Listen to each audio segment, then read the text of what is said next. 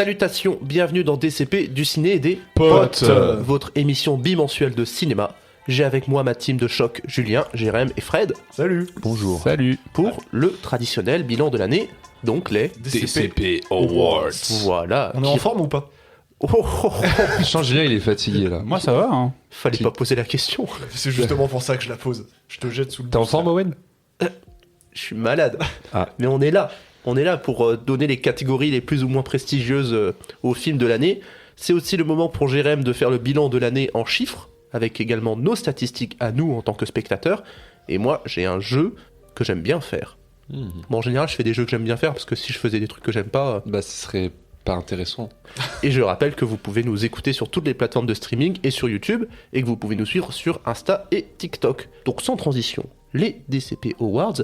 Comme d'habitude, j'ai pas mal de catégories. Chacun a fait sa petite liste. Et sans plus attendre, on va commencer avec la catégorie des acteurs et des actrices, avec la meilleure actrice. Qui se lance? Vas-y, moi je me lance. Moi, après, c'est un film que j'ai vraiment kiffé cette année, mais c'était Sorry Baby. J'étais sûr. Et je trouve que Victor, elle incarne bien ce qu'elle écrit. Je trouve, du coup, c'est la réalisatrice, scénariste et actrice du film.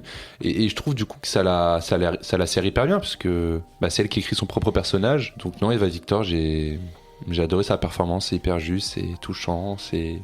Eva Victor, je suis fan maintenant, je suis abonné à son Insta. Je kiffe, non, franchement, très bonne actrice, très bonne réalisatrice. Julien.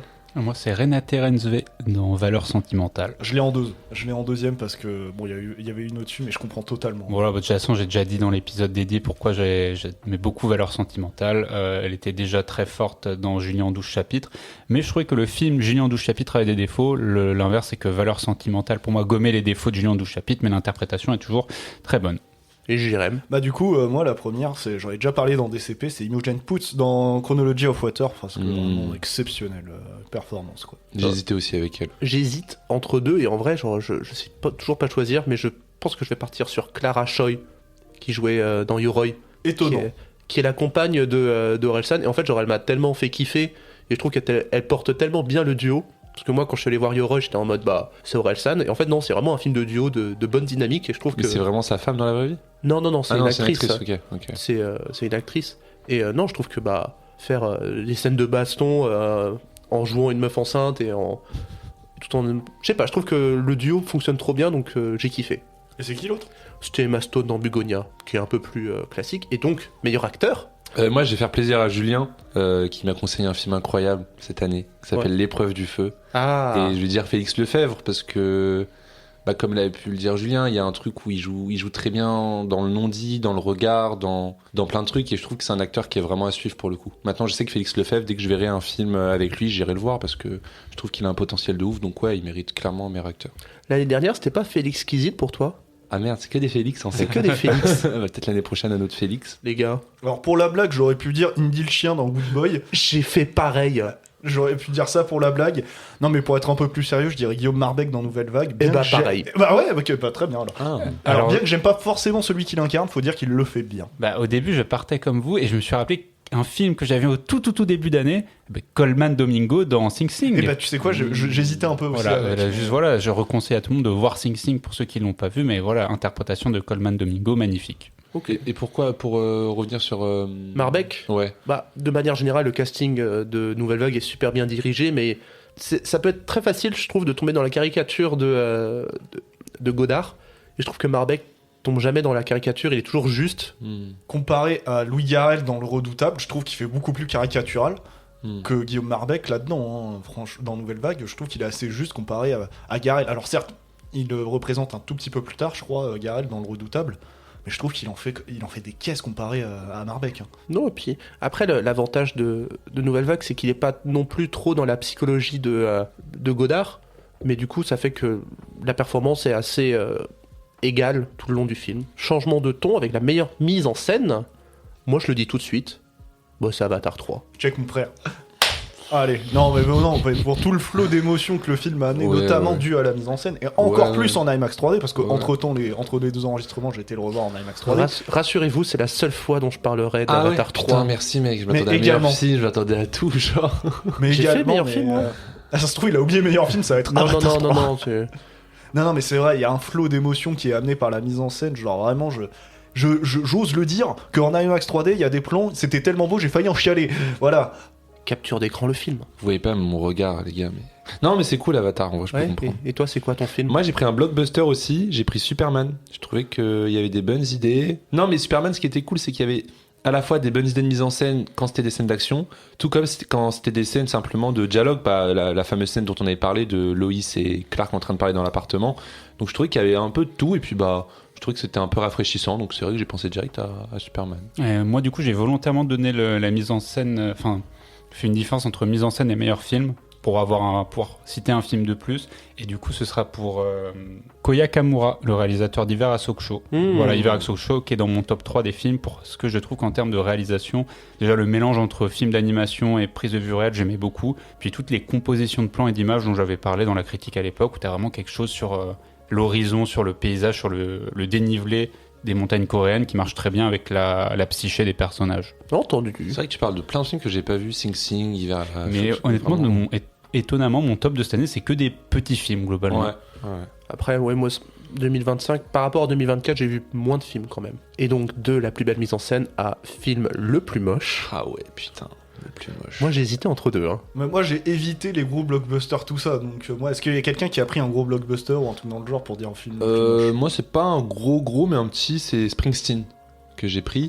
Parce que, alors, c'est pas que c'est le plus moche. Dont on n'a pas parlé du tout dans DCP d'ailleurs. Déjà, ouais, et c'est surtout le film le plus mal éclairé que j'ai vu en fait. Ah ouais. J'avais très croyais que mal t'allais dire éclairé. le plus convenu en fait. Déjà convenu, mais là en termes de esthétiquement parlant, c'est très mal éclairé. Alors je m'y connais pas, ça aurait été intéressant d'avoir l'avis d'un chef-op ou je sais pas quoi, mais je trouve que le film est tellement sombre, on n'y voit rien, c'est regrettable parce que pendant tout le film, même moi je me faisais la réflexion, mais mettez des lumières quoi, j'ai envie de voir le film. Ah, le film sur Bruce Springsteen, c'est ça? Ouais, exact. Donc là, j'ai mis directement pour ça parce que c'est très mal éclairé, donc ça en devient moche. Bon, moi, c'est War of the World. Hein.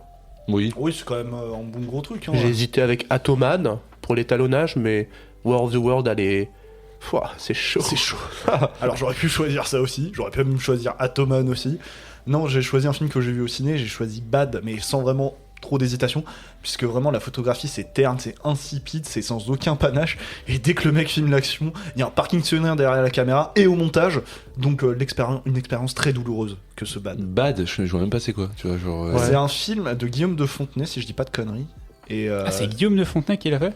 Alors, j'ai pas envie de dire de conneries, mais il me semble, avec Marine Vatch, qui est sorti genre pendant l'été. Et vraiment, c'était horrible. Bah, parce que j'ai vu un film de Guillaume de Fontenay récemment qui était excellent. C'est pour ça que je suis étonné. Ah non, c'est vraiment mauvais, que ce soit en termes de scénario, mais surtout de mise en scène. Ah, Bad avec un H. Oui, c'est ça. Bad, je sais pas comment le dire, mais de toute façon, c'est Bad. Et Julien? Mais moi, c'est Les Linceuls de Cronenberg. Oui. Voilà, parce que pour mémoire, c'était quand même globalement que des plans, comment on appelle ça, des plans Skype en fait. C'est des plans d'ordinateur de mecs qui font des zooms, des Skype. Sinon, c'est des Il y a un avatars. problème avec les desktop movies, en fait. Mais tu peux faire des bons trucs, hein, mais avoue que c'était pas beau. Oui, dans c'était les- moche, Et c'est sinon, ça horrible. avait des avatars en IA bizarres là. Enfin, des IA incarnés en Qui se avatar. mettent à poil. C'était pas beau globalement. Ouais, hein, non, c'est vrai que c'était moche. Enfin, même toute l'esthétique du film, il y avait rien de très joli dedans. Il me manque Cronenberg, des fois. Bah, il est là encore. Hein. Oui, non, mais ces derniers films, quoi. On va s'écarter un petit peu de l'année 2025. On voit des films autres que sortis cette année, et je vais vous demander deux des meilleurs films que vous avez vus, qui ne sont pas de 2025, mais ça a été des découvertes un peu perso, un peu inouïes. Vous m'aidez à chaque fois en premier, je dois commencer à chaque fois. Ah non, moi je peux non, je laisse commencer. un Hein. peu, allez, commence toi. Bah, moi c'est Le Trou de Jacques Becker. Oui, il faut que je regarde le film. Oui, je t'ai passé le Blu-ray. Oui. Bah, je pense sincèrement que c'est top 3 meilleurs films français que j'ai vu de ma vie, quoi. Bah, il revient souvent dans les top 10 films français de tous les temps. Hein, le Bah Trou. ouais, mais je me disais, oui, film classique, tout ça, mais en fait, non, ça l'est, en fait, c'est un exercice de style qui est tellement mené à la perfection, genre, c'est parfait. C'est un film qui est parfait, la mise en scène elle est âpre. Genre, tu ressens la sueur des personnages sur leur front, tu ressens le côté groupe de mecs qui essayent de s'extirper d'une prison, et c'est un des twists finales les plus ouf que j'ai vu de ma vie, qui repose sur de la pure mise en scène, et le film, il m'a fait... Ça m'était pas arrivé depuis longtemps. Moi j'ai un peu triché parce que plutôt que 2 films, j'ai fait plutôt 2 réalisateurs que j'ai découvert cette année. D'abord il y a Xavier Legrand, donc qui a fait que 2 films. Hein, donc, 3, non Non, 2. 2 Sauf si on prend en long métrage, il y en a 2. Du coup, il y a En attendant la garde et le successeur. Jusqu'à la gare. Jusqu'à la garde et le successeur. Alors surtout le successeur dont j'aimerais parler, qui je trouve en termes de suspense et de thriller est exceptionnel. Mais comme Jusqu'à la garde, en fait, les dernières minutes sont anxiogènes à un point que j'ai jamais su retrouver au cinéma. Mais je me souviens, vous en parliez beaucoup l'année dernière. J'en ai parlé l'année dernière, je l'ai mis dans ma meilleure découverte. Je l'avais pas vu à l'époque, le successeur, et en fait, je trouve que c'est exceptionnel. Et après, un autre réalisateur, c'est Costa Gavras, que je connaissais pas du tout. Et j'ai vu Z notamment, et c'est surtout L'Aveu qui m'a énormément marqué, avec Yves Montand, que je conseille énormément. C'est sur les procès de Prague, et du coup, sur toute la déshumanisation d'un prisonnier, c'est super bien. Bah, du coup, t'as fait tes deux en même temps, je croyais. Ouais, voilà. Bon, c'est pas grave, hein. Non, There Will Be Blood déjà pour commencer. Oui. Parce que putain, la performance de Daniel Day-Lewis, quoi, c'est peut-être la meilleure que j'ai jamais vue dans un film. C'est exceptionnel et en général le film est de très très bonne qualité, quoi. Je m'y attendais un peu parce que tout le monde dit que Daniel Day-Lewis a fait une très grosse performance dedans. Mais même tout le flow du film a emporté un peu. Enfin, vraiment, la dernière heure, elle est exceptionnelle. Je dis la dernière heure, mais tout le film en général, c'est. Alors, je m'y remettrai peut-être pas tout de suite dedans, parce que c'est pas un genre de film que je me remettrai tous les jours, tu vois, mais vraiment juste pour se remettre un shot de Daniel Day-Lewis, là. Moi, je l'avais découvert l'année dernière, il me semble, et une grosse claque aussi pour moi. Pas pour Fred. Pas pour moi. C'était sympa, mais... Toi, de toute façon, c'est Magnolia, ton gros kiff chez... Oui. Mais je préfère Magnolia. Ah ouais. Je préfère Magnolia à There Will Be Blood. Ou Licorice Pizza, en vrai, quand j'y repense, j'aime beaucoup Licorice Pizza. Non, moi, en film que j'ai vraiment adoré, ça a été My Own Private Idaho. J'aimais déjà Gus Van Sant, mais en fait, je connaissais que Gus Van Sant du côté très expérimental avec Elephant, Last Days, etc. Bah, t'avais Will Hunting, non? Oui, Will Hunting, c'est vrai que je l'avais vu, mais après, pour moi, Will Hunting, parce qu'il a tellement de phases, Gus Van Sant, que Good Will Hunting, à la limite, c'est dans son cinéma très populaire, grand public. Et là, je me suis vraiment intéressé à son cinéma indépendant, vraiment dans ses débuts. Et je trouvais que My Own Private Idaho, c'était vraiment génial. Je connaissais pas très bien River Phoenix, et j'ai adoré sa performance. Bon, je casse les couilles à tout le monde avec ça, mais Elliott Smith, le musicien, j'adore. Et donc, le fait que moi, cette année, ça a été ma découverte d'Elliott Smith, que j'ai aussi redécouvert à travers le cinéma de Gus Van Sant. Donc, il y avait un truc assez fort, et je trouve que My Own Private Idaho rassemble tout, et c'est trop bien. Et tu l'attends comment, le prochain Gus Van Sant? C'est vrai que maintenant je sais pas du tout à quoi ça va ressembler, je me suis même pas intéressé à ce qu'il avait. Il sort un film l'année pro. Ouais, j'ai vu.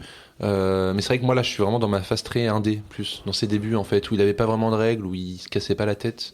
Je pense que si tu creuses un peu la carrière de River Phoenix, tu vas devenir fan du gars. Bah, je suis très fan des acteurs un peu à la Timothée Chalamet ou à la Heath Ledger, tu vois. T'as vu À bout de course de Sidney Lumet? Non. Je te le conseille parce que River Phoenix est exceptionnel dedans. Ok, mais en tout cas, River Phoenix dedans est incroyable. Bon, moi, mon deuxième film, et je l'ai vu au cinéma, et il n'y avait pas meilleur moyen de le voir au cinéma, parce qu'en fait, c'est très classique, hein, mais c'est Barry Lyndon de Stanley Kubrick. C'était, je crois, le dernier Kubrick qui me manquait, avec un de ses 3 premiers. L'Ultime Radia. L'Ultime Radia, c'est le dernier qui me manque, l'Ultime Radia. Mais du coup, Barry Lyndon, il me manquait, et je l'ai vu au cinéma. Et c'est bête, et c'est encore plein de superlatifs, mais en fait, c'est le plus beau film fait en pellicule que j'ai vu dans ma vie. Et en plus de le voir au cinéma, c'était une dinguerie, ça dure 3 heures, j'ai pas vu le temps passer, il y a que 2 musiques dans le film et elles passent en boucle, mais c'est trop bien. Là, il m'a bien vendu toute l'année, j'ai essayé de chercher une séance pour essayer de le voir, mais à chaque fois ça concordait jamais. C'est dommage, mais je pense qu'il est facilement rediffusé dans les cinémas du quartier latin, donc faudrait que j'y aille, quoi. Et curieusement, tu vois, je vois plein de gens qui l'ont pas vu, qui connaissent pas spécialement ce que c'est Barry Lyndon, et du coup je leur montre sur YouTube juste des images, des plans de trop beau. Ouais. Barry Lyndon. À chaque fois les gens sont en mode mais dinguerie, parce que c'est un film qui joue beaucoup sur la peinture victorienne, mais qui la rend ridicule. Donc t'as un côté très grandiose et très héroïque, mais systématiquement avec des reculs de caméra, enfin comment on appelle ça déjà, des travelling arrière, qui servent en fait à minimiser le personnage et le rendre complètement ridicule. Voilà, il y a beaucoup d'humour dans Barry Lyndon. Genre le duel du début là. Voilà, même de fin. Ouais, en fait j'ai vu que le début de Barry Lyndon, parce que j'avais commencé à le voir chez moi. Mais ça me saoulait de le voir sur un petit écran. Ouais. Je sentais que je passais à côté de quelque chose, du coup j'ai commencé le début et j'attends un jour de le voir en entier aussi. Bon heureusement qu'il a pas fait chier son chef-op pour rien, quoi. Ouais, mais un film très drôle en tout cas. Et donc le deuxième film dont je veux parler, Owen, on l'a vu ensemble, Tammy and the T-Rex. Oh oui. Alors j'aurais pu mettre plein d'autres films, genre dans les meilleures découvertes hors 2025, j'avais une liste de 10 films de base, j'ai dû écumer pour qu'il en reste plus que 2, et puis je me suis dit... putain, c'est étonnant que Tammy and the T-Rex, il reste quand même, quoi. Ah, c'est Alors, il y en tellement avait bien. tellement d'autres, il y avait à toute épreuve, mais je m'étendrai pas dessus. Mais Tammy and the T-Rex, c'était exceptionnel. Même la façon dont on l'a visionné, genre on se les matait pendant une nuit, on se matait que des films, et au final, c'était tellement une bonne surprise. Bah, surtout qu'on partait sur des films nuls. Et en fait, c'est pas nul, Tammy and the Tammy and T-Rex. the T-Rex, c'est vraiment pas nul. Genre, il y a un humour qui est super drôle. Genre, juste pour vous dire le délire, c'est en gros. Denise Richards et Paul Walker, ils sont en couple. Donc, dis-toi, avant Fast and Furious, tout ça, et Denise Richards, avant qu'elle soit connue. Paul Walker se fait buter. Et il y a un scientifique fou qui reprend son cerveau pour le mettre dans un dinosaure animatronique. C'est génial. Voilà. Parce que je te l'ai pas super bien vendu. Je veux voir ce film. Et du coup, bah, Dennis Richards reconnaît dans le dinosaure son copain. Ils baisent ensemble. Non, mais il y a des images qui sont folles. Voilà. Et si tu veux, le clou, la cerise sur le gâteau, le clou du spectacle, le film se termine par un striptease de Denise Richards, magnifique.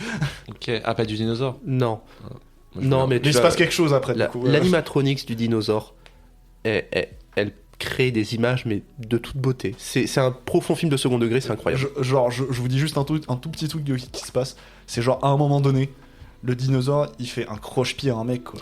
C'est juste ça, quoi. Il fait juste un croche-pied, il tend son pied, Et à un le mec, moment, parce qu'il reconnaît les gens qu'il aime bien, il tapote amicalement l'épaule d'un de ses potes. Oui, D'accord. tout ça, c'est un dinosaure animatronique qui fait tout ça. Est-ce que ça donne pas trop envie de le voir? Franchement, ouais. Je pense que ça peut être un film en 2026. Voilà, on le remate avec plaisir si tu veux. Moi, ton dernier film En deuxième, moi, c'est Bon baiser de Bruges.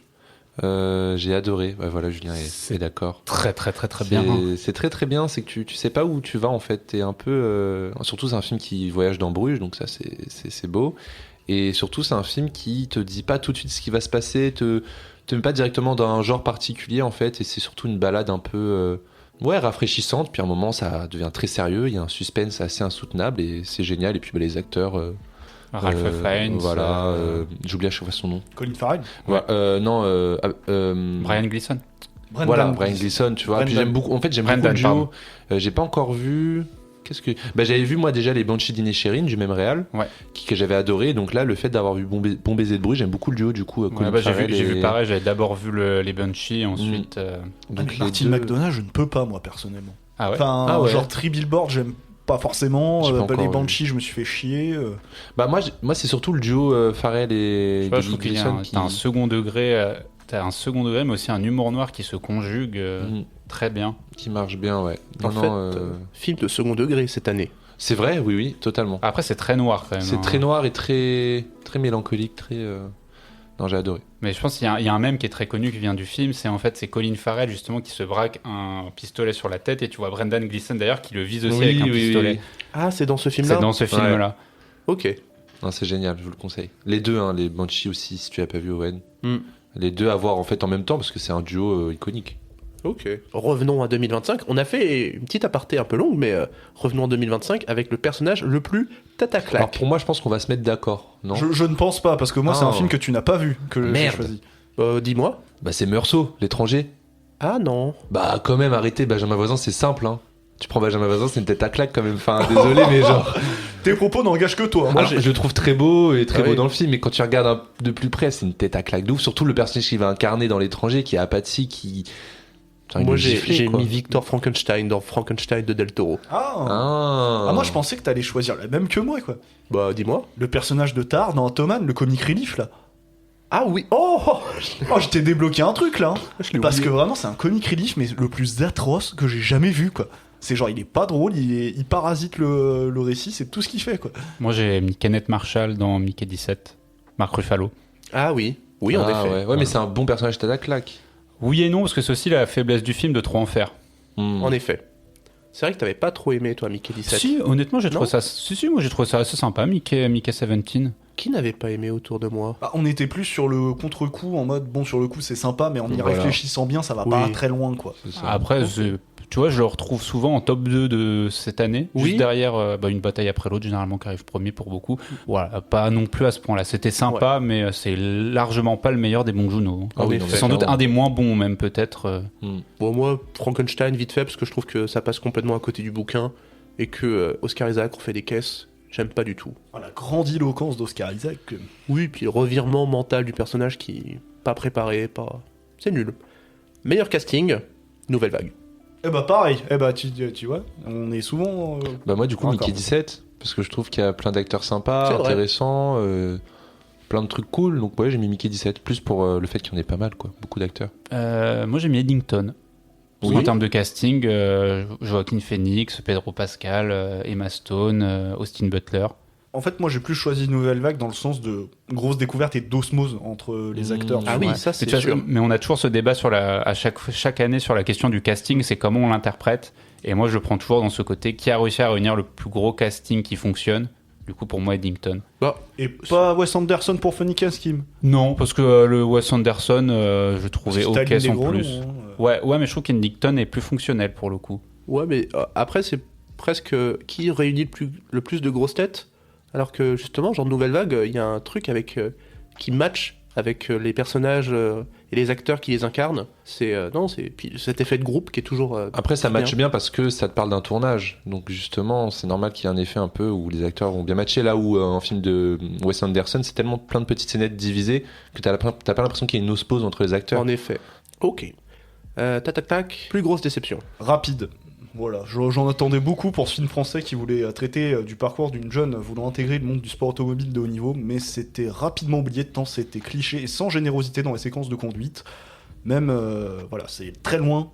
C'est pas les mêmes budgets, c'est pas les mêmes enjeux et tout, mais c'est très très loin derrière F1. Moi c'est une bataille après l'autre. Hein. Parce que je suis vraiment le film, c'est vraiment un film, je suis vraiment passé à côté de ce film, littéralement, et pourtant je l'attendais quand même, puisque c'était Paul Thomas Anderson, et ça m'a fait ni chaud ni froid. Moi, c'est reflet dans un diamant mort, en vérité. Parce que vous m'en aviez dit tellement du bien et j'ai tellement enduré ma séance. T'es passé à côté, c'est tout. Mais j'aime pas du tout, moi. Tu l'avais vu, Fred? Non, ça me dit Ah, rien. il y a du que tout. moi en fait qui J'en l'ai vu. ai Mais jamais non, si, entendu je l'ai vu parler. aussi, et du coup, on avait dit à Owen qu'il fallait qu'il y aille, Ah oui. parce que tous les deux. On a parlé, avait- c'était quoi du coup, c'est quoi le film? Je connais pas du tout. C'est un film cryptique sur un ancien agent secret qui se remémore ses missions précédentes. Mais il y a une sorte de melting pot entre des inspirations de bande dessinée, C'est la James Bond la James Bond-like, j'arrive pas à le prononcer, mais James Oui. Bond-like. ouais, Oui. voilà, c'est du James Bond-like. C'est vraiment tous ces films qui, à partir des années 60, ont un peu voulu copier-coller les James Bond à la Sean Connery et qui sont souvent très kitsch. Et en fait, ça assume ce côté kitsch.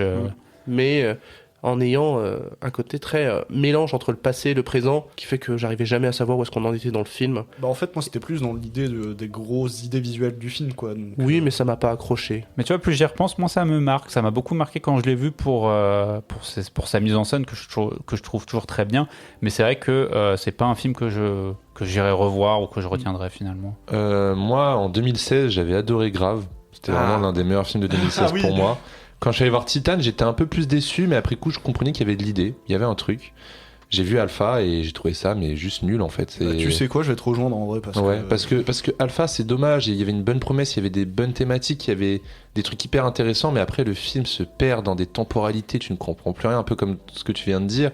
Et c'est juste trop dommage parce qu'en vrai, il y avait un bon potentiel et elle a juste fait que de la merde, quoi. Donc Alpha, ouais, grosse déception. Et à présent, meilleur costume. Moi, je dirais Superman. Hein. Bah oui, moi aussi, voilà, je voulais Voilà. pas me casser la tête, j'ai mis Superman. Moi, j'aime beaucoup, en fait, mais dans tout le cinéma de Gunn, comment les costumes ressortent. Hein. J'aimais beaucoup ça dans Les Gardiens, dans son Suicide Squad. Et je trouve que dans Superman, ce costume de Superman est super. Le costume de son pote, là, j'ai oublié son nom, avec toutes ces machines. Ouais.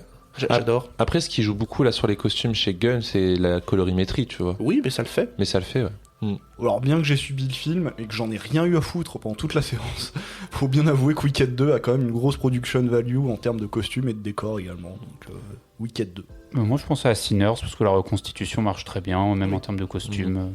On va arriver à la partie, la catégorie où d'habitude je suis un obsédé de ça, mais cette année ça m'a moins marqué. Les meilleurs cheveux. Ah, putain. Emma Stone dans Bugonia. Pareil, Emma Stone dans Bugonia. Alors j'ai pensé à ça, puis j'ai pensé au crâne rasé de Lex Luthor, et je me suis dit, mais attends, c'est vrai que la coupe de Sean Penn dans une bataille après l'autre, c'est quand même quelque chose. Ah oui, c'est vrai. c'est vrai. Et donc je partirai sur Sean Penn. Didier Deschamps, on rappelle. Hein. J'ai un gros crush sur l'actrice dans Eleanor the Great. Qui s'appelle Nina dedans. Je trouve qu'elle est très beau cheveux. Oui, Ah oui, tu parles pas de la meuf de 94 ans, je croyais. moi. Non, pardon, excuse-moi, je parle de la jeune de mon âge. Non, t'as une jeune dans le film qui est hyper mime, c'est qui a des super beaux cheveux, La vraiment. rousse. Ouais, rousse, cheveux bouclés, crépus, Ouais, et vraiment, elle- la coupe est On incroyable. va quand même essayer de nommer l'actrice parce que quand même. Ouais, excusez-moi, c'est vrai que j'ai même pas. Elle jouait dans la série de Winter Soldier et de Falcon. Oui, il avait joué dans des Marvel, ouais. Erin Kellyman qui joue aussi dans 28 ans plus tard, savoir cette année. Cette année, donc la deuxième partie. Ah non, 28 ans plus tard qui est sorti cette année. Ah putain, Mais j'ai même oui, pas remarqué. Comme toi, je me souviens pas de son rôle. Elle devait être au village. Oui, bah là, Faire tu vois, coucou. Eleonore, c'était un petit premier rôle, enfin, un second rôle, mais ouais, trop. Bah, attends, Trop belle. elle a quand même joué dans la série de Marvel, Winter Soldier et Falcon. Oui, oui. Et ensuite, j'aime bien ça, meilleure surprise. Ah, moi, c'est Together. Ah oui. Le body horror, je m'attendais à rien du tout, je suis allé voir vraiment un peu comme ça, à la va-vite. Et le film a été vraiment, vraiment très très cool. Très bon. Ce qu'on attend d'un body horror, hein, c'est que c'est pas qu'un body horror, il y a un bon message social derrière, Il y a de la réflexion. il y a de la réflexion, c'est plein de petites références sympas, le film marche bien, se tient bien, donc ouais, franchement, très bonne surprise. Bah, moi j'y ai pas pensé parce que je m'attendais à ce que ce soit bon quand même, tu vois, quand je voyais Ouais. toute la promo et tout, je m'attendais à ce que ce soit bon. Alors que Destination Finale Bloodlines, Mmh. franchement, tellement la saga elle est pas folle, je me suis dit vas-y on y va parce que faut aller voir le nouveau volet de la saga. Mais je m'attendais pas à ce que ce soit aussi bien. Enfin vraiment, pendant longtemps, sur la première moitié de l'année, il était dans le top 5 hein, facile. Donc Alors, j'aurais pu te rejoindre sur Together. Together, et Destination Finale, je l'ai réservé pour plus tard. Mais moi, c'est Yoroi, toujours. Moi, c'est cette fraîcheur chez Orelsan et Clara Choi. Explosion de bonnes idées, je trouve ça Alors, me reste. cher auditeur, vous ne le voyez pas, mais Owen a exactement la même coupe que Spider-Man noir. Peter Parker. T'as vraiment la même coupe. Je suis malade. tu vas chialer. Il a vraiment la même coupe. Mon père. Il est mort. Ouais. Tu vas chialer? Attends, Julien. Oh l'aparté, il Pardon. était fou là. Excuse-moi. Non, moi, meilleure surprise, l'épreuve du feu. Voilà, je pourrais redire les mêmes arguments qu'a dit Fred, hein, mais ce que j'avais dit dans ma critique, hein, sur la question du regard, toute la question de l'évolution, de ce besoin de se prouver à un autre groupe social, toutes ces thématiques qui sont dedans, l'interprétation des acteurs, et surtout que c'était un film que j'avais pas du tout prévu d'aller voir, dont je ne connaissais rien quand je suis rentré dans la salle, donc ça correspond très bien à la bonne surprise. Film que vous auriez voulu voir, mais vous l'avez zappé. Et jusqu'à hier, ça aurait pu être Sitters pour moi. Mais tu l'as vu. Je l'ai vu hier matin. T'en as pensé quoi? Alors, je vais dire exactement la même chose que Julien. Et Julien m'a confirmé, c'est qu'en fait, je trouve que c'est un super film, esthétiquement parlant. Le blues, c'est trop cool, mais je pense que ça aurait été un meilleur film s'il n'y avait pas de vampires. Ah non, c'est intéressant le fait qu'il compare les vampires avec d'autres personnes opprimées aussi, parce que des vampires, c'est en soi des individus opprimés par leur nature. Je trouvais ça cool justement le parallèle, non? Mais il y a l'idée, certes, il y a l'idée intéressante que les vampires forment tous une même communauté, Voilà. indépendamment de leur couleur, etc. Mais comme dit Owen, je trouve que la première partie est très prenante, et je trouve que la deuxième partie, tournée fantastique, est pas aussi intéressante Ah oui. que sa première. Voilà. C'est un équilibre un peu compliqué, oui. Mais du coup, le film que j'aurais voulu voir, parce que tu me l'as très bien vendu alors que de base je m'en foutais et du coup je l'ai raté, Sirat. Ah oui, Moi, Sirat, oui. le twist dont j'ignore encore la nature m'intrigue beaucoup. Bah, il faut le voir, ouais. Après, est-ce que je pense que c'est un film qui a tellement marqué, peut-être qu'il y a encore des séances au cinéma l'année pro. Ouais, dans les, Oui. ouais, dans les quartiers latins, peut-être. Faudrait Toujours. essayer de le voir au ciné pour le Je coup. pense qu'il faut le voir au ciné. Ouais, Sirat, voyez-le pour au cinéma avec un bon son, ou alors regardez-le avec un casque. Et on pourrait croire qu'on a fait les trucs ensemble, mais c'est moi aussi c'est Sirat du coup. Ah, Et trop on bien. est très, très en commun là. Ah, ça. C'est trop bien.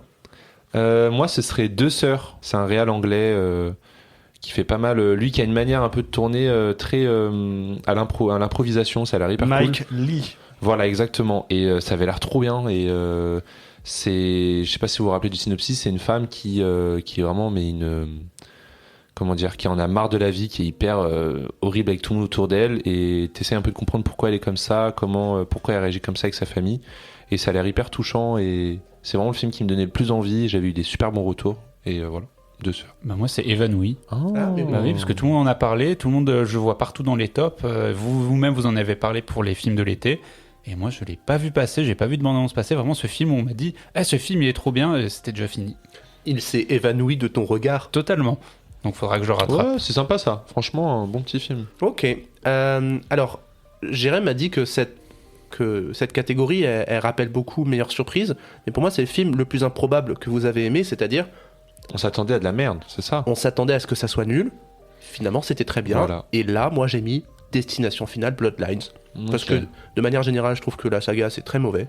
à l'exception du 2 et du 4 que j'aime bien. Vous êtes dur parce que moi le 1 j'aime bien parce que le 1 se prend très très au sérieux. Et bah justement, c'est un mais gros c'est problème. mais c'est ça qui a fait c'est la petite vibe des années 2000, 90, Destination 2000. Finale. Oui. 2000, ouais, tout rond. Il y a un truc, c'est des films un peu kitsch qui se prennent au sérieux, mais ça reste drôle, tu vois.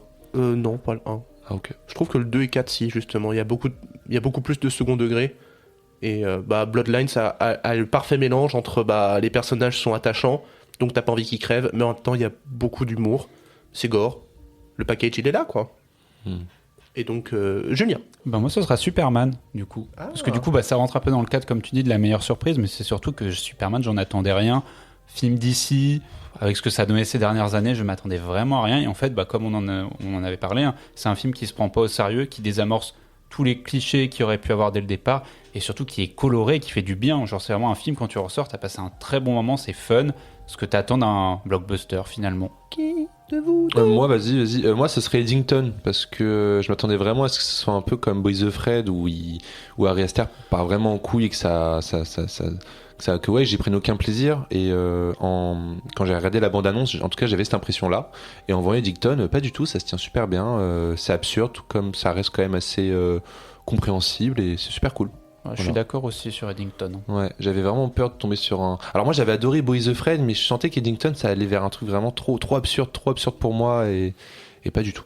Moi, ce sera On ira, car je m'attendais à une comédie française assez classique avec comme toile de fond la fin de vie, avec des blagues un peu nulles là-dessus, mais au final il y a beaucoup plus et c'était une très agréable surprise ce film. C'est marrant parce que ce matin, quand j'étais dans le RER avec toi, je me suis dit, tiens, j'apprendrais bien On ira de Goldman à la guitare.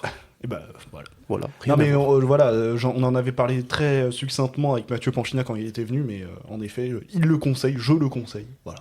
Succès critique et public incompris. Une bataille après l'autre. Pareil. Voilà. Si je veux faire le mec subversif, parce que sinon j'en ai un autre. Ouais, parce que t'as quand même plus une bataille après l'autre. Ouais, Oui, mais tu mais comprends bon, pas pourquoi c'est autant un succès. Voilà. Ouais, moi c'est aussi une bataille après l'autre. Ouais, Ah vraiment. ouais. Bon, moi ce serait Frankenstein. Parce que j'ai vu beaucoup de gens aimer et je suis en mode non. J'ai vu beaucoup de gens adorer, beaucoup de gens détester aussi Oui, Frankenstein. le film est un peu clivant. Là où une bataille après l'autre, c'est unanime quoi. Les gens sont en mode c'est le meilleur film de Paul Thomas Anderson, alors que je suis en mode mais.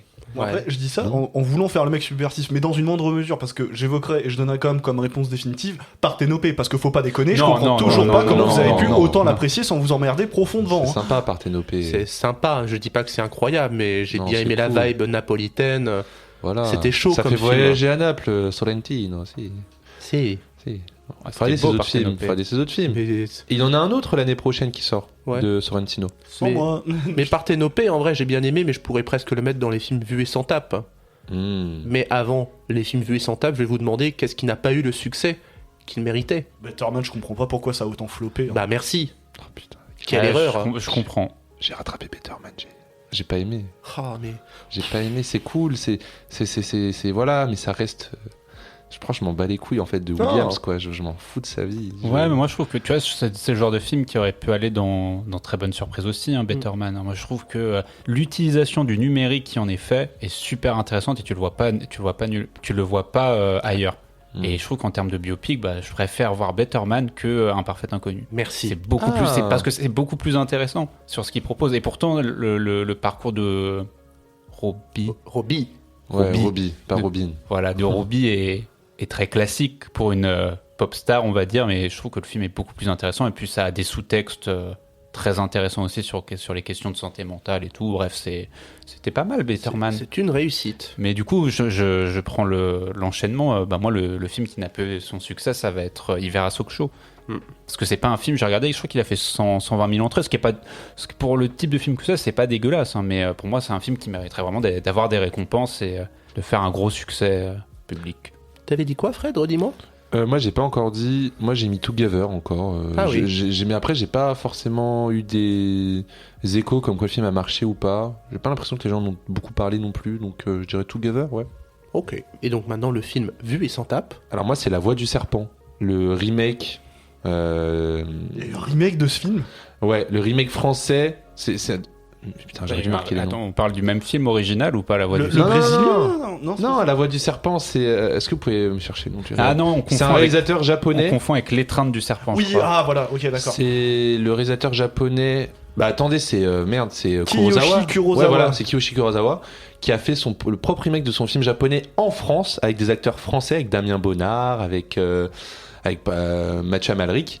Et le film, ouais, je l'ai vu et je l'ai complètement oublié en fait. Moi, j'étais plus dans l'idée de. Je vous avais proposé justement dans DCP qu'on essaye de parler des remakes faits par les propres réalisateurs, mais le film est vraiment nul, quoi. Le film est nul et je ne comprends pas pourquoi il a fait un remake. Il fallait juste garder l'original. Donc ouais, La Voix du Serpent, je l'ai vu et je m'en tape. Ok. Moi, c'est l'accident de piano. Parce que je l'ai vu, en plus, dans un cadre qui pourrait le rendre un peu meilleur, parce que c'était en ciné-expérience et il y avait Dupieux, Jérôme Commandeur et Adèle Exarchopoulos à la fin de la séance. Mais en fait, 3 jours après, j'avais oublié que j'y étais. Voilà. Moi, j'ai passé un bon moment, sur l'accident de piano. Je trouve que c'était sympa quand même par rapport à d'autres films.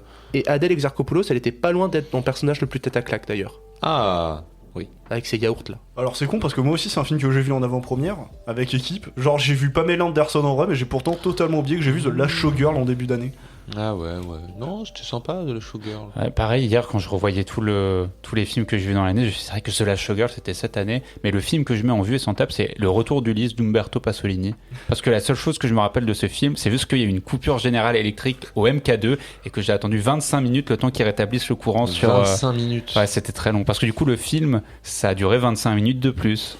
Voilà. Et le Tu peux pas t'en taper du coup.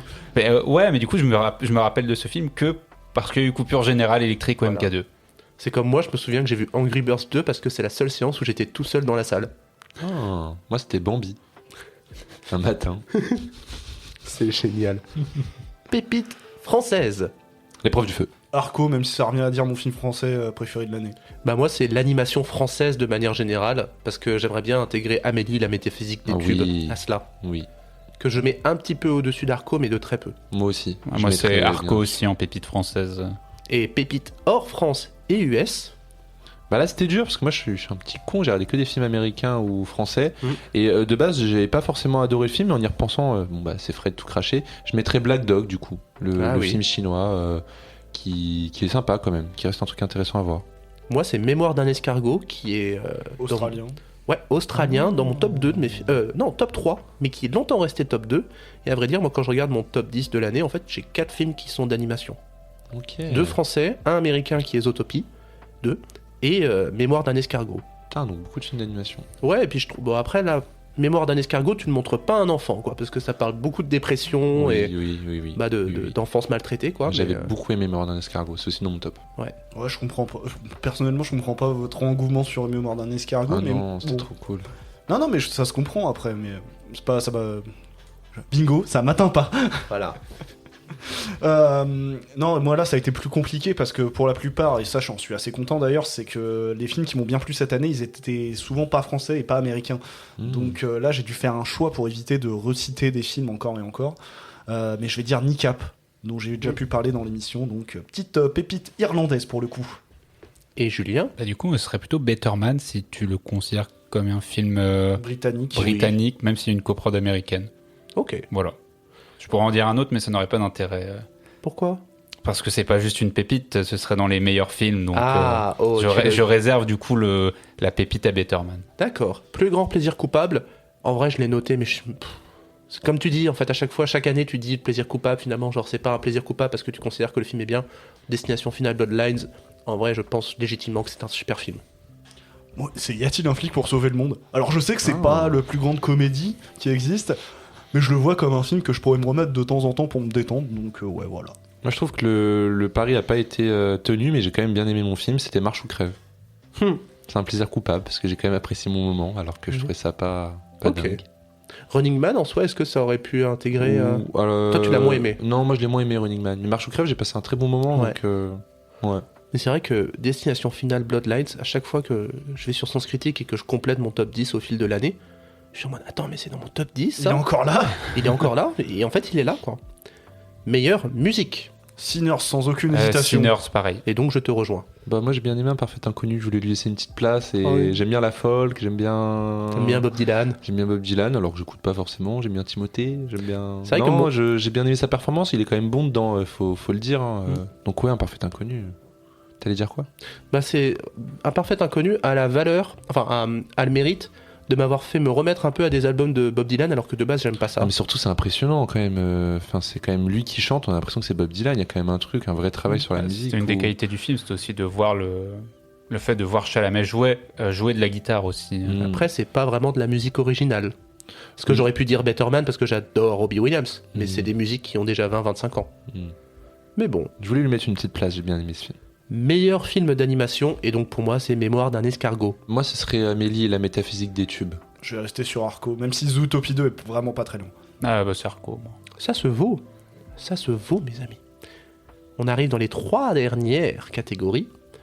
Donc, votre plus grosse attente pour 2026. Là, il y en a pas mal des films qui sortent l'année prochaine en plus. Tellement de trucs. Moi, j'ai mis plein de films, mais j'en ai peut-être qu'un qui m'attire le plus, qui sort bientôt.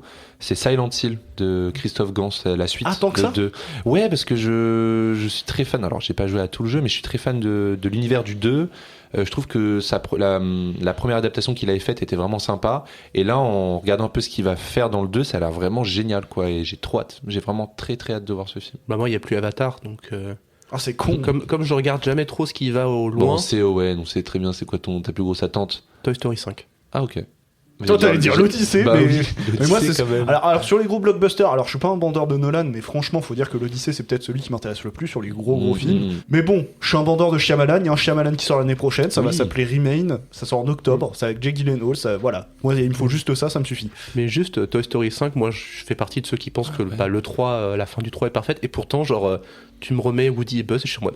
Moi, je suis un peu ennuyé, là, tu vois. Ils ont fait un 4 qui est pas forcément bien. Il était très bien. Il était très bien, mais le 3 se terminait tellement bien que là, en faire encore un 5, c'est bon, quoi. Au bout d'un moment... Ça me fait un peu peur, mais en même temps, Lâchez-la. c'est mon enfance. Oui, après, ce sera beau, quoi. On sera en mode, waouh, le détail sur son petit œil, là.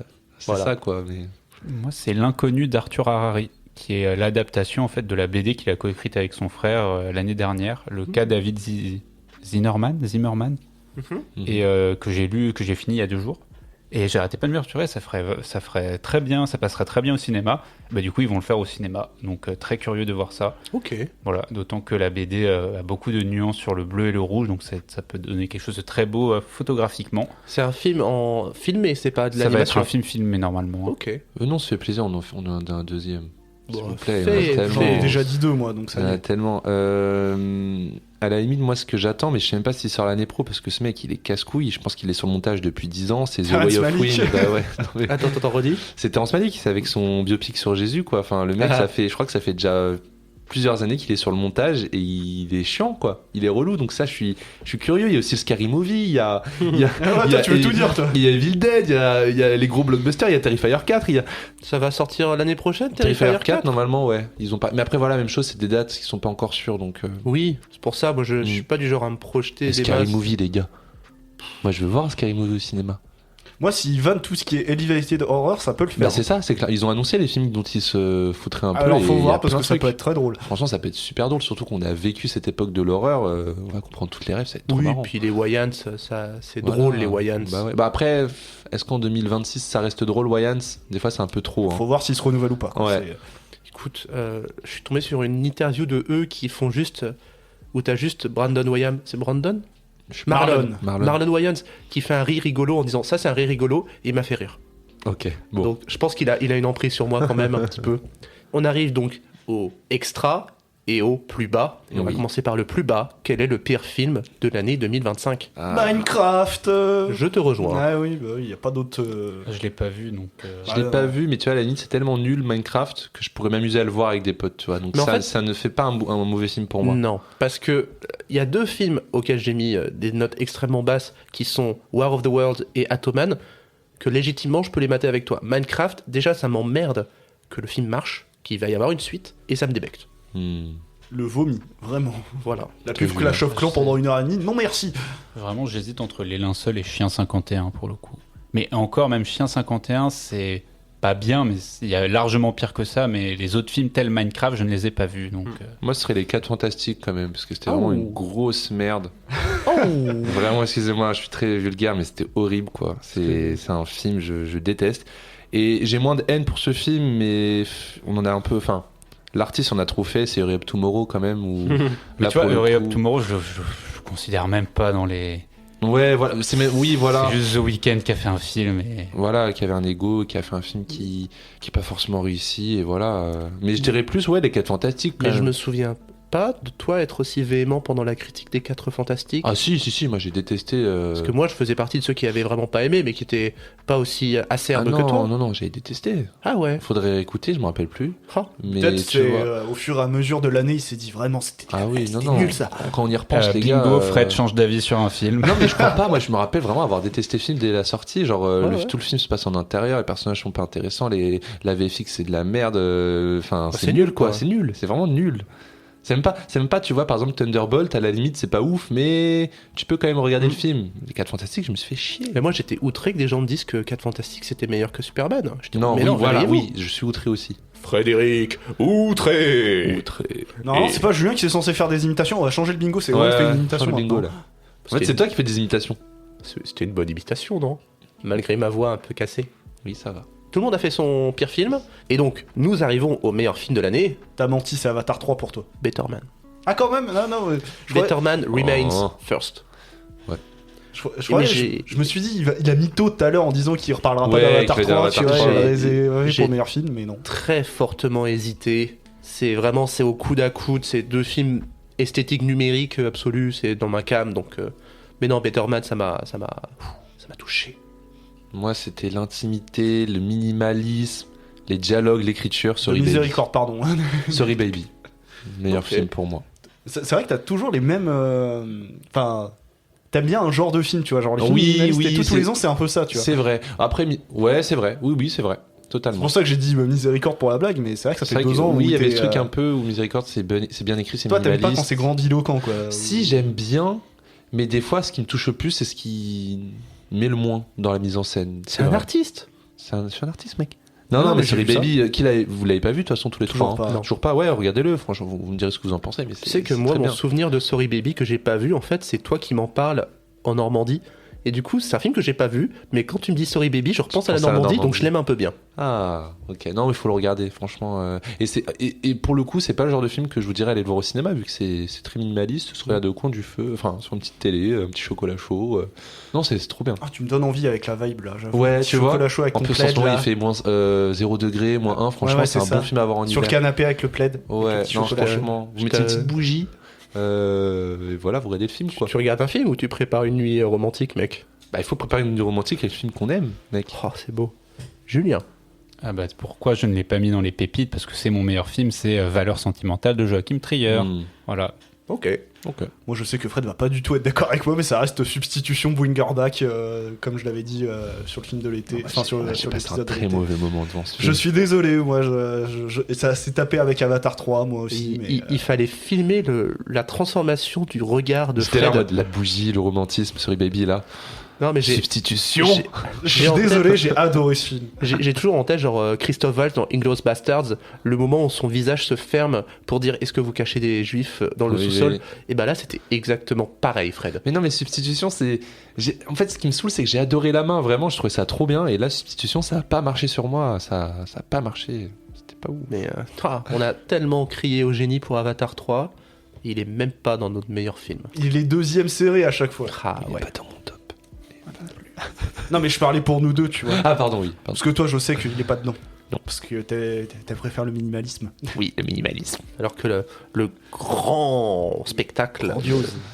Ok, et ben, on a fait le tour de nos DCP Awards, qui était déjà pas mal long, et il nous reste encore un peu de contenu, puisque Jérémy va faire des chiffres. J'ai trop hâte. On se fait J'ai- plaisir sur la fin d'année, comme d'hab. Ah j'ai ouais, trop hâte. et moi j'ai un jeu aussi, mais d'abord, première partie des chiffres.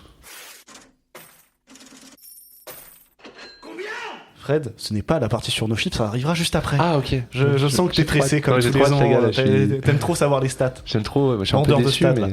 Ouais, je suis un bandeur de stats, mec. Ça arrive, mec, ça arrive. Donc, comme chaque année, je vous propose une chronique divisée en 2 parties. La première sur les chiffres de 2025. On va voir ensemble les chiffres principaux de cette année un peu partout dans le monde de manière synthétique. Et une deuxième partie qui arrivera juste après où on s'attardera sur nos chiffres perso de 2025. Pour l'heure, voyons les chiffres de 2025 en termes de box-office. Alors, vu que l'année n'est pas totalement terminée au moment où nous enregistrons l'émission, je précise que les chiffres qui sont pris sont arrêtés à la mise à jour des box-office du mercredi 24 décembre 2025. Tout d'abord, les champions du box-office, quels sont-ils ? Cette année, il n'y a pas vraiment de grand film fédérateur mondial, alors peut-être Avatar 3, mais ce sera plus à contre-coup, car la pérennisation de ses entrées se fera sur le début de 2026. Car sur les principaux pays mondiaux sur lesquels je m'attarde sur ces chiffres de fin d'année, il y a 5 films différents en tête de ces classements, donc pas de grosse tendance cette année envers un ou plusieurs films, même si on peut voir qu'il y a certains films qui se dégagent, on va en parler, pour rentrer plus dans le détail. Aux USA, c'est donc Minecraft, le film qui se retrouve en tête du box-office. Owen vient de se facepalm, c'est magnifique. Avec plus de 423,9 millions de dollars de recettes. Lilo et Stitch suit de très très près derrière avec 423,7, donc il y a même à peu près 200 000 dollars de différence. Et enfin, le podium est complété par Superman avec plus de 354 millions. En Allemagne, c'est un film local qui a été plébiscité. Das Kanu, das Manitou. J'aurais dû laisser peut-être Owen sur la prononciation allemande. Manitou ? Oui. Un chat ? Je sais pas, ça s'appelle Das Kanu, des Manitou. Ça, c'est 4. Une comédie, Hudson. donc du coup allemande, qui a fait 5 millions d'entrées, qui se retrouve devant Minecraft et Lilo et Stitch là-bas. En Italie, Lilo et Stitch est en tête avec 3,1 millions d'entrées, tout comme en Espagne, mais avec 3,7 millions sur ce territoire-là.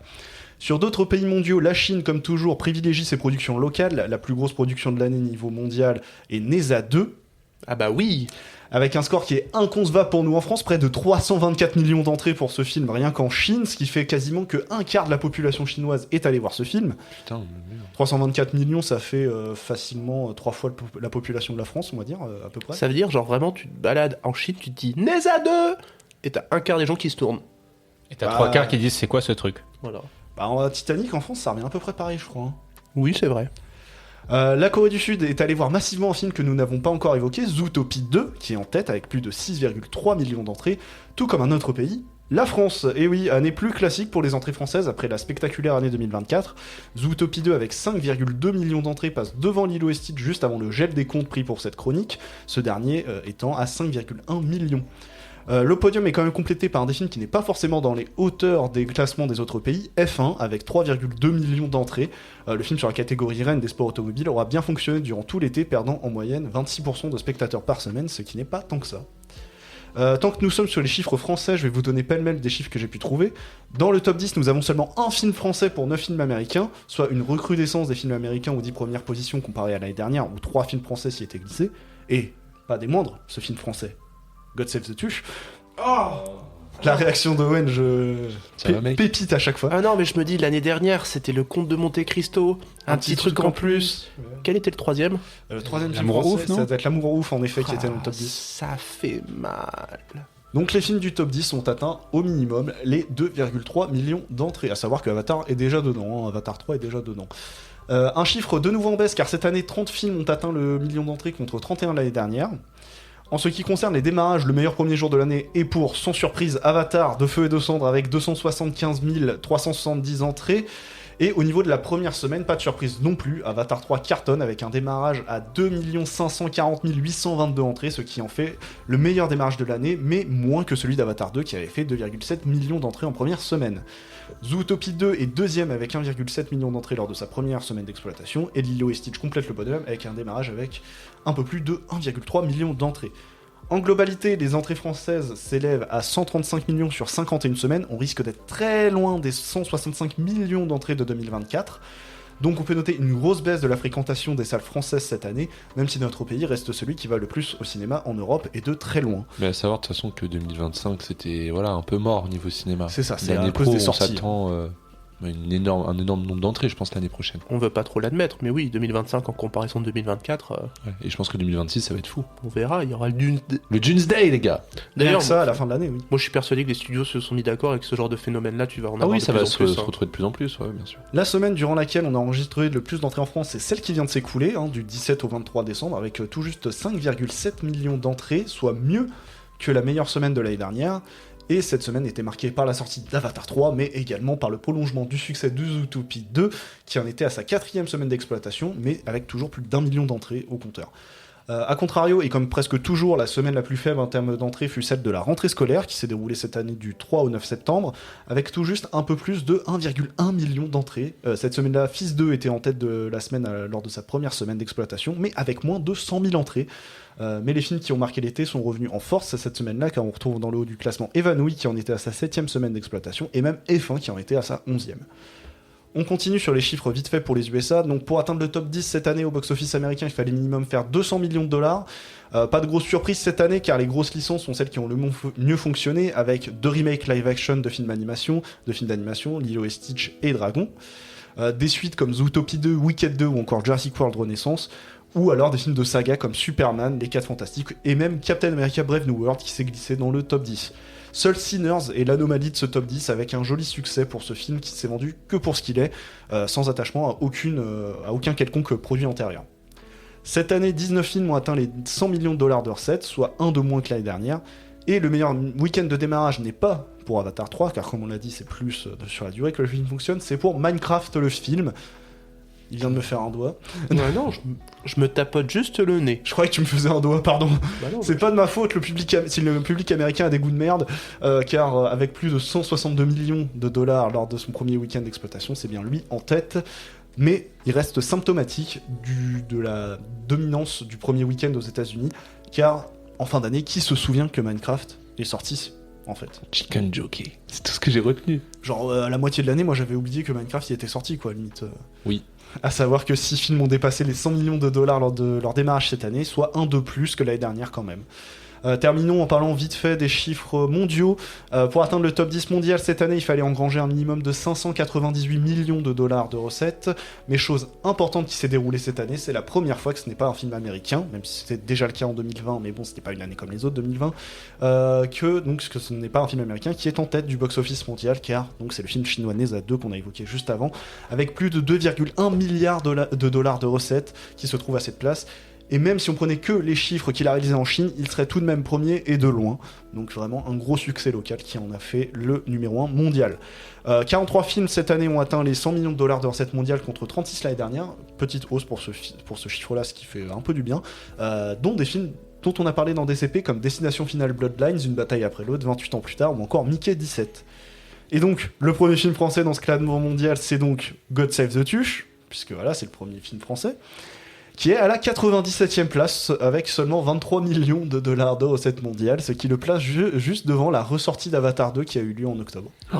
En fait, j'ai vu cette stat Avatar 2 juste en dessous, je me suis dit il faut que je le casse parce que je veux voir la tête d'Owen pour... Ouais, mais Avatar 2, c'était une semaine. Voilà. Ça n'a duré qu'une semaine. Oui. Voilà. On se retrouve tout à l'heure pour la partie sur nos chiffres. Oui. Fred, impatient. Moi, je me dis, ça picote, tu vois, parce que tu pourrais dire qu'un film comme Kaamelott 2 ou même Arco, que tout le monde a essayé de pousser vers le haut, ça n'a pas suffi. Et donc, on va faire mon jeu, qui est un petit peu un bilan aussi pour nous et pour vous, puisque... Ah, mais oui, je connais ce jeu. Ben oui, tu le connais. Oui, je le connais. Lequel est-il? Tu vas dire des phrases qu'on a pu dire nous Oui. dans l'émission, on doit deviner qui a dit ça. Non.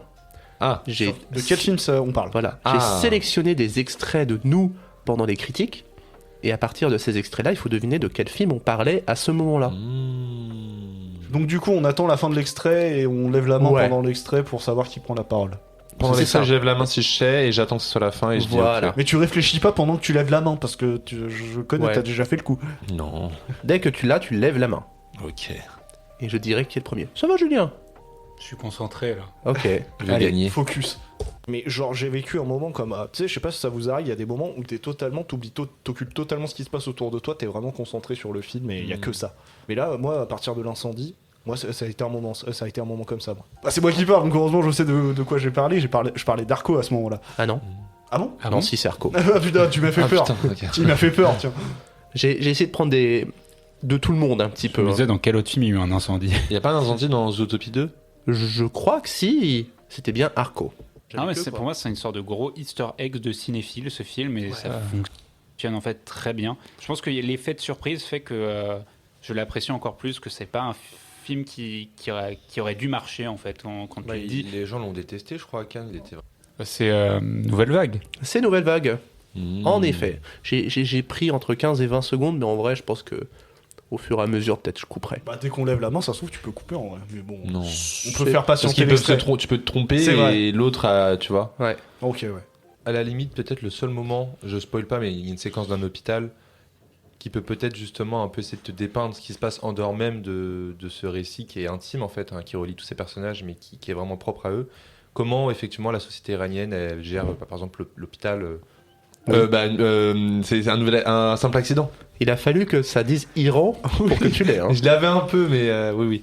Et en vrai, je me rends compte, un simple accident, on l'a pas du tout mentionné. Non, Pourtant, on aurait très bien pu mettre dans Pépite hors US. On peut faire comme Cannes, faire un prix spécial. Bah non, c'est Résurrection qu'il a eu cette année. D'ailleurs, j'ai vu Résurrection, je me suis fait chier. Ah, Je m'attendais à un truc de ouf. Alors visuellement, c'est dingue parce qu'il y a des idées visuelles à quasi chaque plan. Mais qu'est-ce que je m'en suis emmerdé. Après, c'est Bigan, hein.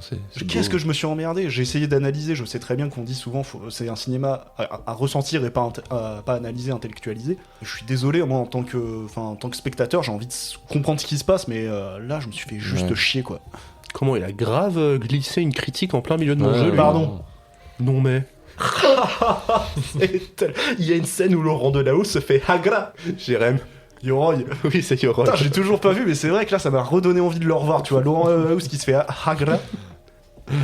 Bien joué, bien joué. La manière dont c'est construit, de la manière dont c'est pensé, de la manière dont c'est mis en scène, c'est intéressant. Alors que là, sur ce film-là, t'as pas tant de vannes qui fonctionnent comme ça, je trouve. Black like my man. Alors, Quoi? Qu'est-ce que je viens de dire? C'est pas dans la même série de films. Qu'est-ce que je viens de dire? Alors, outre la vanne de Fred qui parlait de y a-t-il un pilote dans l'avion, là on parlait de y a-t-il un flic pour sauver le monde. Ah oui, je me rappelle. Cette vanne elle t'a marqué dans y a-t-il un pilote dans l'avion. Mais c'est la seule blague où j'étais vraiment mort de rire, tu vois. Like black like my man, genre, tu vois. T'es en mode putain, mais merde, c'est une gamine de 6 ans qui dit ça, genre. la voiture. La voiture. Horrible. Parce Vraiment. qu'il y a ce côté où pas de son en fait, c'est évanoui. Oui. C'est la scène dans la voiture. Ah bah, père, tu l'as pas encore vu. Non, Il y a une très bonne scène de voiture. Ouais. Wow. un regard distant sur l'Amérique à quelque chose de totalement différent. Tu sais pas vraiment où il va t'emmener. Eddington. Oui. Ah là là, ça se joue entre Fred et Jérém. Hein. Allez, 8ème extrait, j'en ai 11 au total. Moi c'est un peu c'est un peu effet High School parce que je me dis ouah, c'est une grosse menace et tout. Exact. Putain, il fait à peine la taille du plus gros building de New York.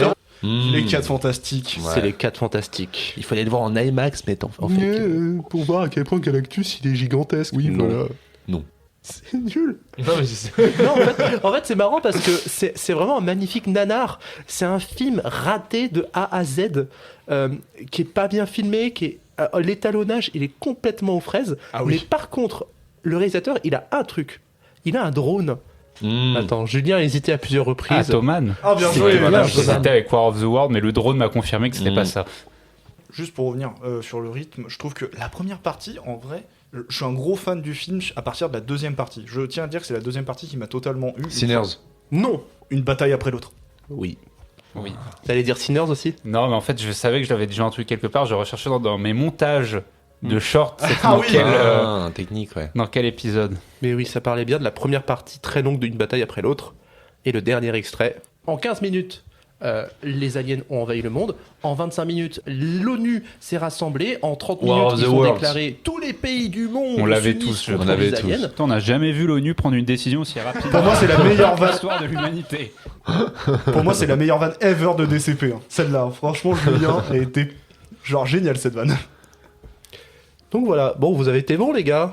Ouais. J'ai pas calculé, mais je pense que c'est Jérém qui a gagné. Non, je pense que c'est moi, mec. On fera- À la fin, j'ai fait plein de on- points. Vous compterez quand vous écouterez. Et on revient aux chiffres. Fred, le moment que tu attends tant. Mais en fait, Et là- j'attends ce moment et en même temps, j'ai honte parce que je trouve que cette année, j'ai pas du tout tenu mes engagements de regarder plus de films hors On va voir américains. ça. Moi, je me rappelle que français. chaque début d'année ou chaque fin d'année, on dit ouais, l'année prochaine, les films US seront en minorité.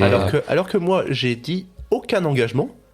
Et du coup, je m'en sors bien. Ouais, Comme moi- chaque année, du coup. Pardon, excuse-moi. Non, j'allais dire, moi j'étais vraiment plus dans l'optique aussi de regarder plus de films réalisés par des femmes, tu vois, et moi sur le tableau qu'on a tous ensemble, j'ai mis une espèce de pourcentage et j'étais hyper déçu à Que la j'ai fin. repris également. Et Ouais. moi, je suis à même pas 10%, je crois. Un tout petit peu en Putain, dessous de c'est 10%. malheureux. Donc comme chaque année, je vous propose un retour sur nos chiffres de l'année. Alors petit rappel annuel pour vous, auditeurs, de ce que ça implique, nos chiffres pour vous. C'est donc, nous regardons des films tout au long de l'année et nous mettons ça dans un tableur Excel commun et cela permet à la fin d'année de savoir plein de choses sur notre consommation de films. On parle notamment de combien de films vus, de quel réalisateur, quelle réalisatrice, de quelle nationalité et d'autres choses. Et donc, cette partie chronique sert à ce que les chroniqueurs découvrent un peu leurs habitudes de visionnage, car c'est moi qui m'occupe de faire tout le processus de calcul de statistiques une fois qu'ils ont rentré leurs données. Donc, comme les dernières fois, on va faire ça sous forme de jeu avec des questions à choix multiples où la réponse sera un ou plusieurs de nos prénoms et des questions d'estimation chiffrées. Et bien sûr, j'ai conservé les données de l'année dernière pour pouvoir comparer nos évolutions entre 2024 et 2025. Il en travaille, hein.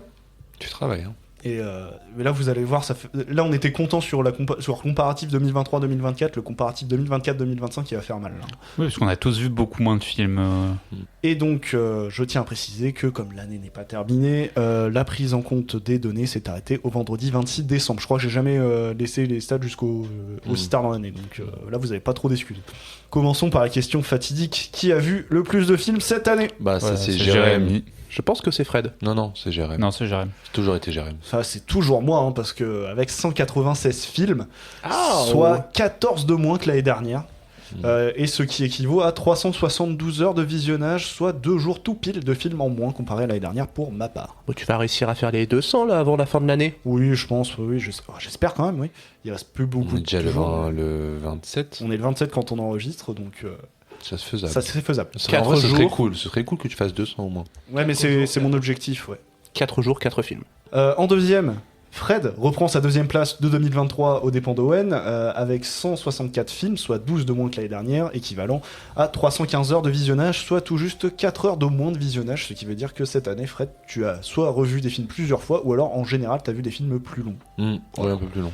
Owen retrouve donc sa troisième place de 2023 après avoir pris la deuxième en 2024 avec 133 films et fait la pire baisse d'entre nous après avoir fait la meilleure progression l'année dernière Qu'est-ce qui avec une baisse spectaculaire de 50 films par rapport à l'année dernière. En T'as fait- eu une vie.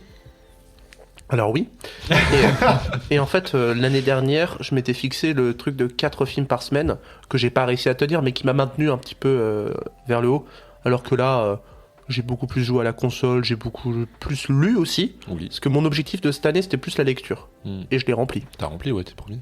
Sa durée de visionnage équivaut à 257 heures, ce qui fait pareil une baisse spectaculaire de plus de 88 heures par rapport à l'année dernière. Écoute, tu les as économisés pour d'autres trucs, mec. Ah bah oui, non, ça va. Voilà. Je le vis bien. hein. Tu le vis bien, mec. Et enfin, Julien reste à la même place avec 118 toujours. films, soit 17 de moins que l'année dernière, ce qui équivaut à 225 heures de visionnage, soit 32 heures de moins que l'année dernière.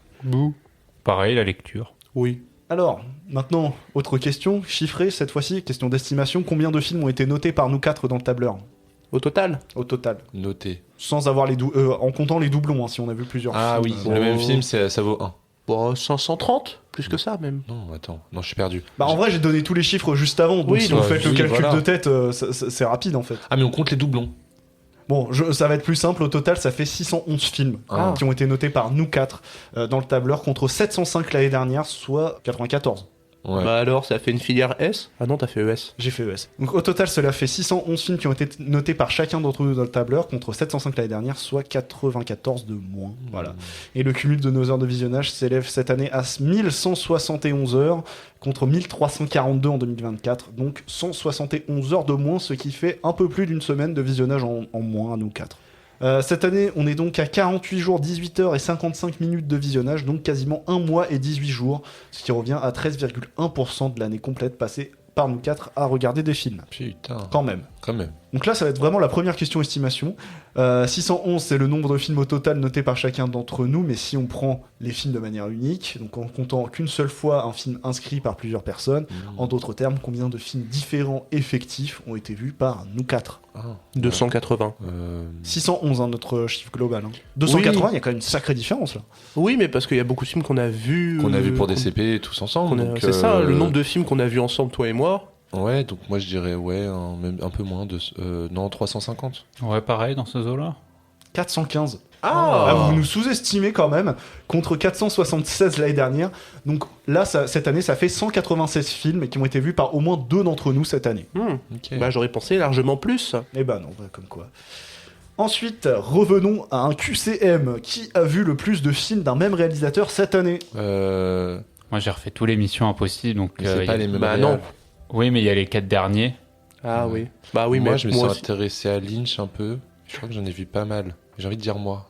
Je pourrais dire pareil sur Lynch, mais en fait j'ai regardé Twin Peaks, donc je sais pas à quel point ça me. Oui, ça marche pas. Attends. Moi je dirais Jérém, parce qu'il a vu le plus de films. Ah oui, c'est vrai que Jérém regarde pas mal de films aussi. Jérém. Fred, fais-toi confiance, c'est toi. Ouais. Ah ouais. Avec moi. Lynch. Ah oui, car cette année, il n'y a pas d'égalité, puisque Fred, c'est le seul qui est en tête de cette catégorie, avec 5 films de David Lynch. Donc, voilà. Et donc, ensuite, je suis à égalité avec 4 films d'un même réalisateur vus cette année, avec Julien. Parce que pour Julien, donc, c'est Christopher McQuarrie. Oui, j'avais fait tous les missions Donc, impossibles. tu peux dire merci aux dernières missions impossibles. Et pour moi-même, c'était Jackie Chan. Ah, mais oui. Vous avez vu pas mal de films. Et pour Owen, il est à 3 films avec 2 réalisateurs, Jackie Chan tout comme moi, mais aussi Paul Thomas Anderson.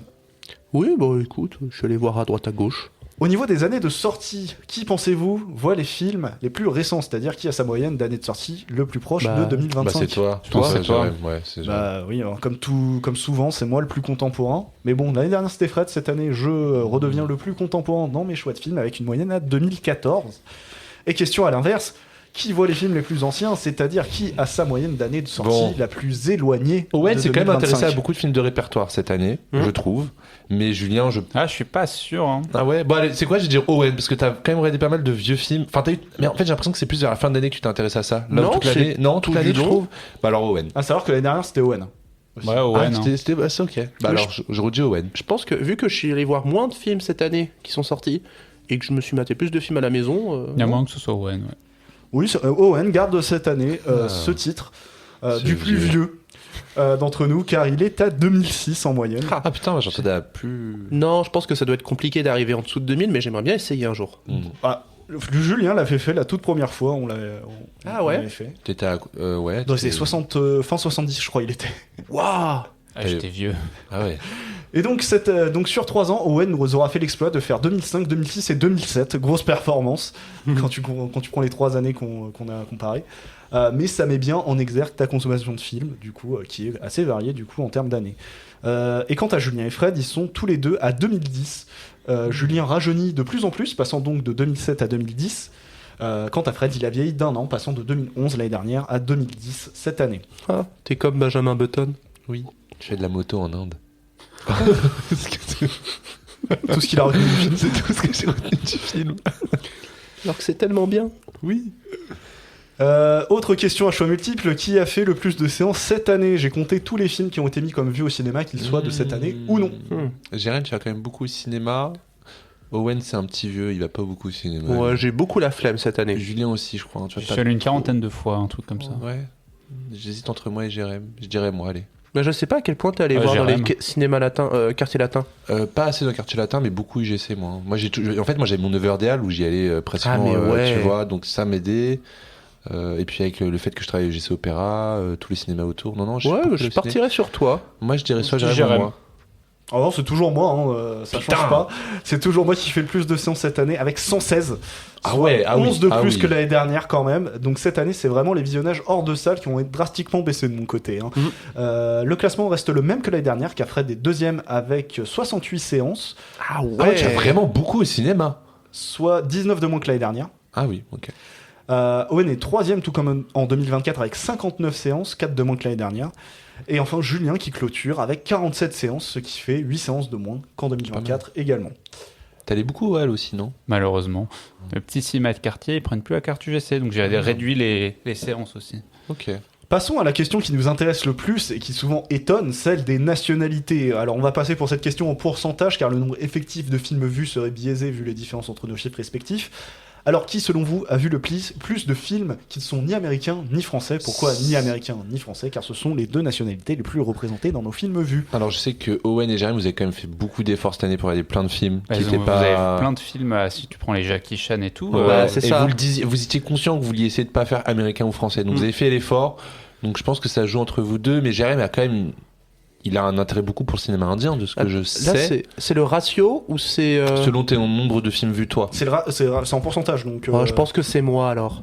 C'est vrai qu'il en a pas Ouais, vu non, c'est beaucoup. pas un Owen. film effectif, c'est en Il pourcentage. en a pas cette vu question. beaucoup, mais en même temps, Jérém il regarde beaucoup de films aussi. Bah, il va beaucoup au cinéma, donc je pense que ça Ouais. fait monter le Bah, ratio. je suis Owen, je dirais Owen. Vu que c'est vraiment serré entre les deux premiers, je vais vous donner la réponse tout de suite, juste un peu, mais je vais vous donner le classement dans le sens inverse, parce que cette année, ça a été vraiment serré.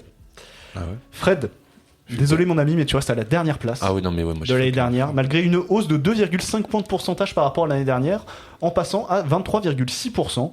Cette médaille en chocolat est encore pour toi cette année. Merci. Donc presque un quart des films que tu as regardés n'étaient ni C'est américains, déjà cool en vrai. Hein. ni français. Ouais.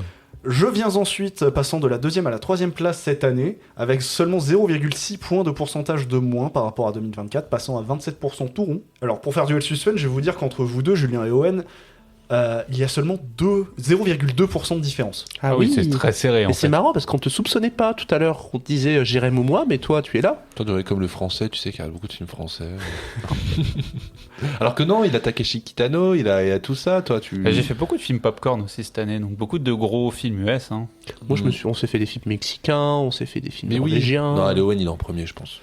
Julien, cette année, bien que tu sois en baisse de 6 points de pourcentage zut. par rapport à l'année dernière, passant de 3,8% l'année dernière à 28,8% cette année, tu restes bien celui qui regarde le plus de films français, non américains et non français. Ah. Donc même avec une augmentation de près de 7 points de pourcentage, au West, tu ne passes donc que de la troisième à la deuxième place avec 28,6%. En même temps, à un moment, j'ai eu Mubi gratuit, ça aide. Oui. Je l'aurai un jour. Je Et l'aurai. 0,2 de différence, c'est rien du tout, tu vois. Ça, c'est genre limite, je pense que Ex t'aurais vu aequo. un ou deux films, tu vois, ça, de plus, c'était bon, tu vois, tu passais devant. Ça se trouve, c'est parce que j'ai regardé Sinners hier. Ouais. Peut-être aussi, Ah parce ouais, que mais après, Sinners, ça- mec. Et après, j'ai Ah, j'ai montré. regardé un film américain hier aussi. Et après, j'ai montré Time and Tide à mon beau-père. Mais comme je l'avais déjà vu, enfin, je l'avais Ouais, déjà t'aurais vu dans pas dû, l'année. T'aurais pas dû, mec. J'aurais dû lui montrer autre chose. Ouais. J'aurais dû lui montrer. Un film... Un film de Jackie Chan. Le film chinois là, En qui a le plus, plus je marché. t'ai aidé, hein, les 3 derniers films que j'ai vus, c'est des films américains. oh, mais- Ah, le mec, de toute façon, je t'ai aidé en plus. ouais, je suis un loser en fait. Je suis un parfait loser. Dernière question, toujours sur les nationalités. Qui a, selon vous, le nombre de nationalités de films différents le plus haut, en d'autres termes, qui a vu le plus de films venant de pays différents? Fred, généralement, t'es bon dans cette catégorie-là, non? Mais je pensais qu'on parlait de ça juste avant, je suis perdu. Non, avant, c'était en ratio du nombre non français, non américain, comparé aux films des autres nationalités sur tous tes films. Ah, et là, c'est toutes les autres Là, nationalités. c'est le nombre de nationalités effectifs, là. Bah non, moi j'ai l'impression que j'ai regardé que français et américain cette année. Donc, Ma non. fin d'année, elle est terrible en fait parce que sur les 20 derniers films que j'ai regardés, il y en a que 2 qui ne sont ni français ni américains. Ouais, non, Je moi ne je dirais suis- pas moi, je dirais Jérém ou... Bon, allez, je vais me tenter. Julien se tente. Je me tente. Moi je dirais Jérém. Et Owen? Julien. En plus tu triches Owen, là tu regardes. Non. Non, c'est moi cette année. Je prends le titre du plus cosmopolite de Fred en 2024 avec 22 nationalités, soit 3 de plus que l'année dernière pour moi. C'est pourtant moins que les 26 nationalités de Fred de l'an passé. L'année dernière, t'avais été très cosmopolite J'étais à dans tes fond, choix, ouais. mais cette année. Je me suis dit popcorn Moi. cette année. Popcorn. Julien arrive ensuite tout juste derrière avec 21 nationalités, soit une de plus que l'année dernière. Fred, tu viens ensuite, car tu as vu des films de 6 pays différents de moins que l'année dernière, et échoue donc à 20 nationalités différentes en 2025. Et Owen, comme en 2024, clôt notre groupe en faisant pire qu'en 2024, passant de 18 l'an passé à 14 cette année.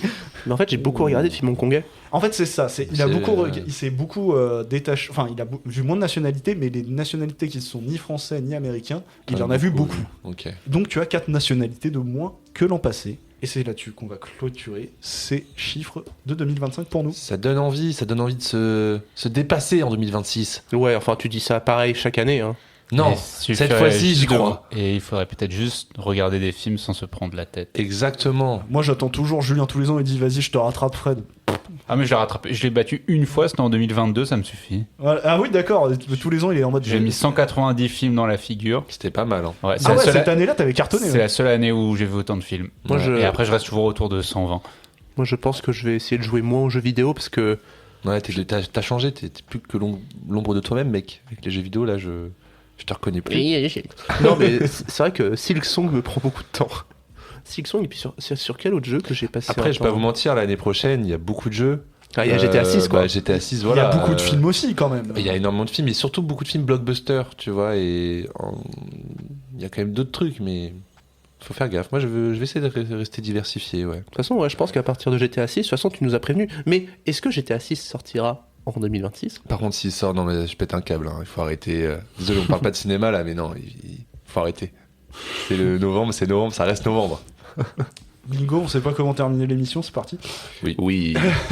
Et ben, c'est sur GTA 6, voilà. sur GTA 6, sur mon échec personnel de film cosmopolite, qu'on va clore l'année 2025 chez DCP. Et on se retrouve en 2026. On se retrouve en 2026 avec tout plein de films. Tout plein de films, tout plein de nouveaux films. On va essayer d'avoir tout plein de nouveaux invités. Ouais, bah là, janvier, faut voir parce que souvent, c'est un peu les films, on sait pas quoi en faire, on les fout en janvier. Donc, Ouais. Là, il y a le film de Jarmouche, le prochain film de Jarmouche qui sort. On va faire des trucs thématiques et puis on va bientôt faire une vidéo tier list. Oui, une tier list, Ouais. oui. Ça va être rigolo. Ça va être Ça va être rigolo. très drôle. Pour une fois, la chaîne YouTube va servir à autre chose. Ouais, Voilà. ouais, de ouf. Et donc c'est sur ces projets pleins d'entrain qu'on va vous dire au revoir. L'émission, vous pouvez retrouver l'émission sur toutes les plateformes de streaming et sur YouTube, et vous pouvez nous suivre sur Instagram et sur TikTok. Bonne fête de fin d'année. Bonne fête de fin d'année. Bonne et en fête de fin 2026. d'année et à l'année prochaine. Amour. Et bonne année.